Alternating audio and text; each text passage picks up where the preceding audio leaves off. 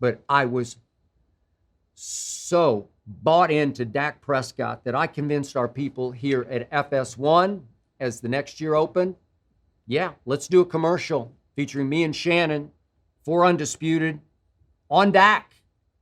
In the commercial, I'm raving about Dak. Shannon's laughing at me about Dak. We shot it on a Saturday early in the season, a football Saturday, college football Saturday. Went all day, take after take after take, blood, sweat, and tears.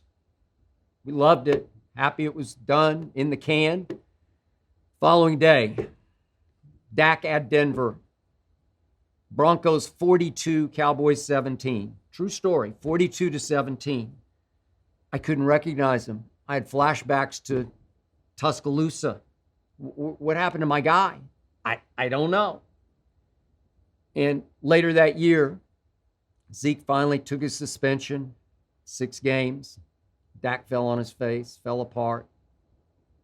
Cowboys fell by the wayside, as did that commercial. It never aired because we just couldn't do it, because Dak let me down. Dak made me look like a fool, but I still hung in. I still tried to believe. Next year opens, 2018. My Cowboys fall to 3-5. Is that possible with Rain Dakota Prescott at the reins? 3-5? It was a Monday night. Remember this game, Cowboy fans? At Jerry World against Tennessee. They're hot now, aren't they? Titans 28-14. Dak was awful. I was so embarrassed, so humiliated, so disgusted with my guy Dak. When the game ended, I took off my number 4 jersey. My wife Ernestine followed me into the kitchen, taping me as I threw it in the trash. And if you had told me that night that fairly soon Jerry Jones would pay Dak Prescott $75 million to play quarterback for 1 year for the Cowboys, if you told me that night, I would have thrown you in the trash. But then Amari happened. They had just traded for him, gave up a first-round pick to the Raiders, Amari Cooper. And suddenly there was a magical connection between Dak and Amari. He turned Dak's career around, and here they came. And all of a sudden, I'm watching Dak outplay Russell Wilson in a home playoff game. And then I'm watching him come out again to the Coliseum here in LA and outplay Jared Goff.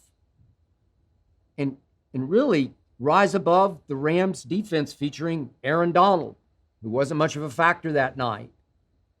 Meanwhile, the Rams were running my Cowboys defense off the field. And yeah, it was a mess, but Dak wasn't. 30-22 was the final score, and I was proud of him.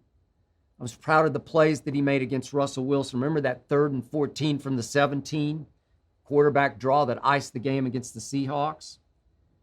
Pretty special stuff. So I'd seen 3 playoff games and 3 clutch performances by my guy Dak. He was back. And then here we went into 2019.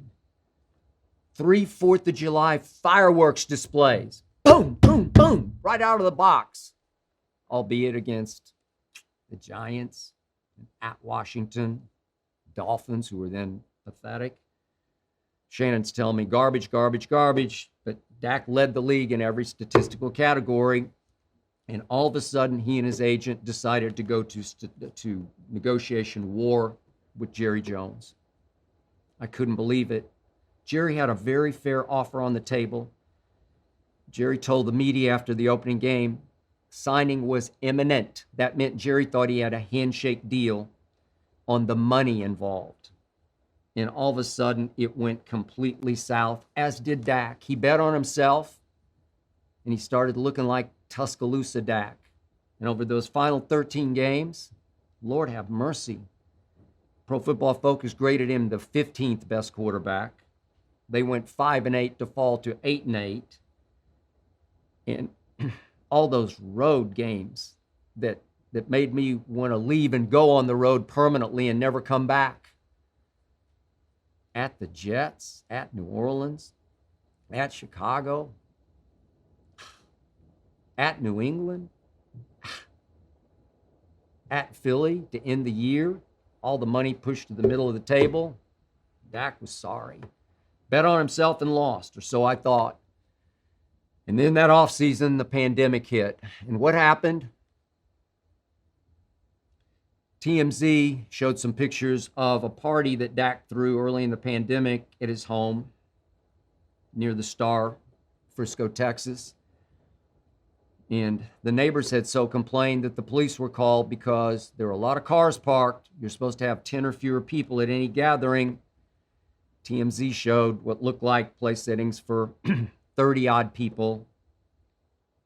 Cowboys were furious. I heard from an inside source at the Cowboys that they were really upset with Dak because it was a pandemic. I think there were 600,000 deaths reported at that point. Dak was scheduled to make, just under the franchise tag, $32 million. And now he's doing this. It was such a bad look. And Stephen Jones blasted Dak on his radio show and said something to the effect of, "We won't be seeing that anymore," he vowed and promised. And Dak fired back. There were only 10 or fewer there. And I'd never seen my team go to war with the quarterback publicly the way they were going to war with their franchise quarterback. And believe me, it had everything to do with the bad blood negotiation. And it got worse, and it got worse, and it just felt wrong to me. It got so bad that I campaigned for my team to go sign Tom Brady. He's out there. He's a free agent. I love Tom Brady. If Dak wants, people saying, Mahomes money, forget about it. It's not all that. We've seen him fail. He was 6-11 in his last 17 games. Yet he was turning into the most sympathetic of figures because anybody who goes up against the man, Jerry Jones, that arrogant billionaire, that hick from the Arkansas sticks, lowest hanging fruit in pro football, biggest, easiest target in pro football, Jerry Jones. And Dak had him on the run. And I said, well, sign Brady. He'll take a hometown discount. I'm campaigning for Dak to take one because he had 12 national TV commercials. Nope. Take an America's team discount. Nope. Sorry. And in a shock to me, a relief to me, Jerry crumbled. Glad Dak was still my guy, but Jerry crumbled. You're kidding. Jerry got taken to the bank and then to the cleaners. Jerry sat at the media session and looked at Dak and said, "You beat me. You got me. I overpaid you. It's going to make $75 million this year. You're kidding me." Oftentimes this year, Dak has looked like he's making, $7.50 an hour? And yet, 3 times this year, now a Cowboy record, he was named NFC Offensive Player of the Week. Okay, you got me. I ride the roller coaster. But it's Dakpot for Dak Prescott, not jackpot, Dakpot. He got paid. And we haven't, as Cowboy fans, until now. Is this our moment of reckoning? I'm still clinging to those 3 playoff performances. Average QBR in those games, 77. If you projected that out this year in the NFL, that would have led the whole league in QBR by far. And yet, I live in fear of Dak turning back into that 4th rounder.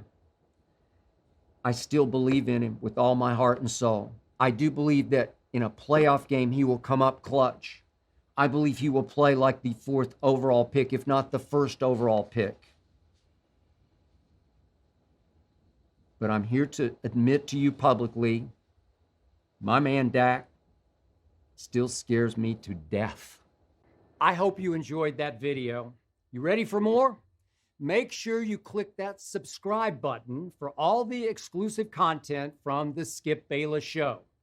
And don't forget to check out the full episode of the show wherever you get your podcasts by clicking the link in the description.